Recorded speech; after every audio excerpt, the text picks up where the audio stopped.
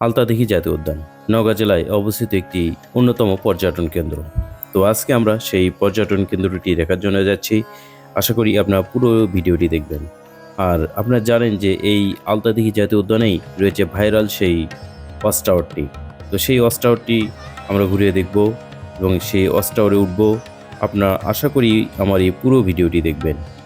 Guys, Altadighi জাতীয় উদ্যান নওগাঁ জেলার ধামরাট উপজেলায় অবস্থিত একটি জাতীয় উদ্যান। মূলত আলতাদিঘির নাম অনুসারেই এই বনভূমির নামকরণ করা হয়েছে আলতাদিঘি জাতীয় উদ্যান। মূলত 2011 সালে বন ও পরিবেশ মন্ত্রণালয় এই আলতাদিঘি জাতীয় উদ্যানকে আলতাদিঘি জাতীয় উদ্যান হিসেবে ঘোষণা করে। সো গাইস, এই বনভূমির মাঝখানে প্রায় 43 একর জায়গা জুড়ে একটা বিশাল দিঘি রয়েছে। মূলত এই দিঘির নাম অনুসারেই এর নামকরণ করা হয়েছে এই বনভূমির।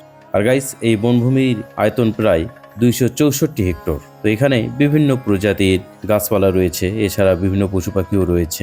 সো গাইস, এই আলতাদিঘি জাতীয় উদ্যানে সবচাইতে যে বেশি উদ্ভিদ রয়েছে, যে গাছ রয়েছে, তার মধ্যে শাল গাছ অন্যতম। এছাড়াও অন্যান্য গাছ রয়েছে, কিন্তু শাল গাছই সবচাইতে বেশি।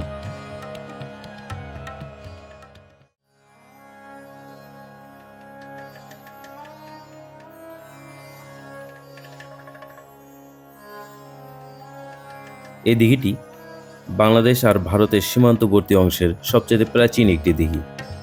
তো গাইস, এই দিঘিটির আয়তন 43 একর, আর এর দৈর্ঘ্য 1100 মিটার আর প্রস্থ হচ্ছে 500 মিটার। পাহাড়ের মতো এই পাড়গুলি বিশাল উঁচু, আর দক্ষিণ পাড়ে আর পশ্চিম প্রান্তে বিশাল শালবন বাগান রয়েছে এই দিঘিটির।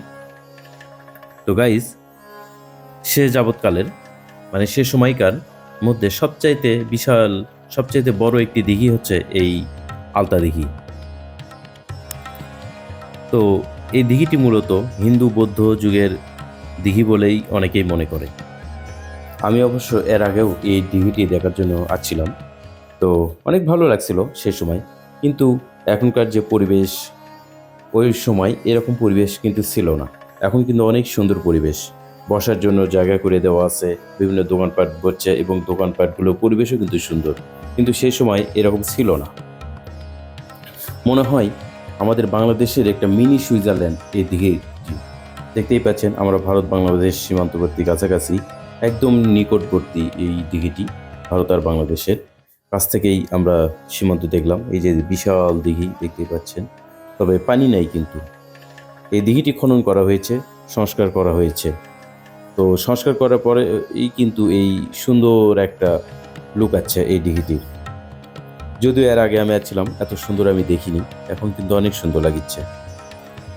দেখতেই পাচ্ছেন কত সুন্দর বিশাল একটা দিঘি। এই যে সাবধান, সামনে আন্তর্জাতিক সীমানা, অতিক্রম করা নিষেধ। এটাই কিন্তু ভারত বাংলাদেশের সীমানা। ও দেখতেই পাচ্ছেন ওখানে বাংলাদেশিরা গরু চড়াচ্ছে। অনেক সুন্দর পরিবেশ।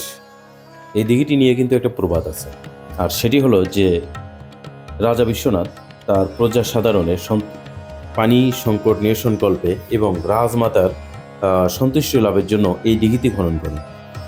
তো রাজমাতা তাকে এই বিশ্বনাথকে একটি শর্ত দিয়েছিল যে তিনি যতদূর পর্যন্ত পায়ে হাঁটবেন ঠিক ততদূর পর্যন্ত এই পুকুরটি খনন করতে হবে।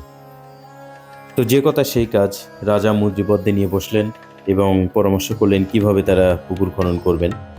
তো একদিন ঘটা করে রাজমাতাকে নিয়ে তারা পুকুর খনন করার জন্য আসলেন এবং রাজমাতা হাঁটা শুরু করলেন। তো তিনি হাঁটতেছেন, অনেক দূর পর্যন্ত হাঁটতেছেন, কিন্তু তার হাঁটা আর বন্ধ হচ্ছে না, তিনি হাঁটতেই চলেছেন। তো মন্ত্রীবর দেখলেন যে আসলে তার থামা দরকার। ঠিক দিঘির শেষ প্রান্ত গিয়ে তিনি সেই রাজমাতার পায়ে আলতায় ঢেলে দিলেন এবং তিনি রাজমাতাকে বললেন, মা, আপনি আর হাঁটতে পারবেন না, আপনার পা ফেটে গেছে। তো দিঘির শেষ প্রান্ত থেকে, শুরু থেকে শেষ প্রান্ত থেকে সেই পর্যন্ত এই দিঘিটি খনন করা হয়। তো এটি প্রচলিত একটি গল্পকাহিনী এই দিঘিটির। তো গাইস, আপনারা যারা এই দিঘিটিতে দেখতে আসবেন, ভালো লাগবে। প্রতিদিন এখানে এই দিঘিটি দেখার জন্য অসংখ্য দর্শনার্থীরা আসে। দেখতেই পাচ্ছেন কত সুন্দর পরিবেশ, আগেকার চাইতে পরিবেশটা আসলেই সুন্দর। দোকানপাট বসেছে, তো বিকেল করে একটু বেশি ভিড় জমে এখানে।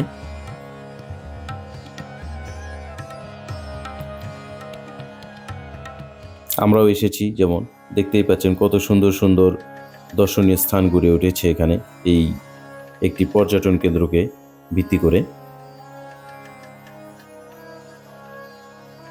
তো গাইস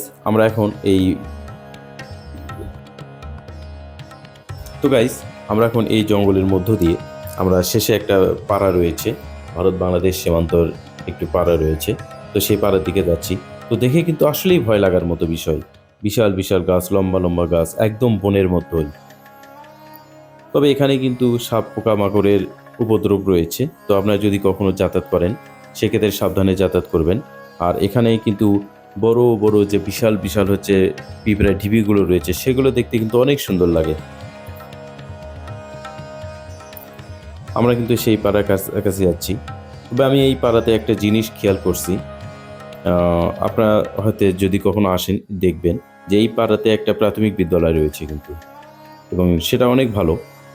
আর এছাড়াও এই পাড়ার যতগুলো বাড়ি আমি দেখছি সবগুলোই কিন্তু মাটির বাড়ি, শুধু একটি কি দুটি বাড়ি হচ্ছে পাকা বাড়ি। তো এই বনটা পার করেই কিন্তু এই পাড়াতে আসতে হয়। মাত্র কয়েকটা পরিবার দেখলাম আমি এখানে, দেখতে পাচ্ছেন দোতলা বাড়ি মাটির, অনেক সুন্দর লাগলো। মানে প্রতিটা বাড়ি হচ্ছে দোতলা বাড়ি, মানে মাটির বাড়ি, অনেক সুন্দর। এই যে পিঁপড়া টিপিগুলো দেখতে ভালোই লাগে। আসলে অজানাকে জানার যে মানুষের মধ্যে একটা প্রয়াস থাকে, সেটি আমাদের মধ্যেও কিন্তু ছিল, এবং সবার মাঝে এটা থাকে, শুধু আমাদের মাঝে না। তো গাইস এই মুহূর্তে দেখতে পাচ্ছেন আপনার সেই দর্শনীয় একটি ওয়াচ টাওয়ার। এটি কিন্তু ভাইরাল একটি ওয়াচ টাওয়ার, আর এটা দেখার জন্যই কিন্তু মানুষ আসে। হ্যাঁ, খুবই সুন্দর কিন্তু ওয়াচ টাওয়ার। আর এই ওয়াচ টাওয়ারে চড়েই আপনারা কিন্তু এই যে আলতা দিঘির পুরো এরিয়াটা দেখতে পারবেন, অনেক সুন্দর লাগে। দেখতেই পাচ্ছেন যে পুকুরটা কত সুন্দর লাগতেছে, আর বনের ভিতরটাও কিন্তু অনেক সুন্দর লাগছে। মনে হচ্ছে যে আমি কোথায় যেন হারিয়ে যাই। আমি কিন্তু সুন্দরবনে গিয়েছিলাম, ঠিক সুন্দরবনের ফিল অনুভব করেছি এখানেও। আমি সুন্দরবনে গিয়ে ওয়াচ টাওয়ারে চড়েছি, দেখেছি, অনেক ভালো লেগেছিল। ঠিক সেম ফিল এখানেও আমি পাচ্ছি। তো গাইস আজ এ পর্যন্ত, আগামীতে আবার দেখা হবে আপনাদের সাথে। সে পর্যন্ত সবাই ভালো থাকবেন। তো আল্লাহ হাফেজ।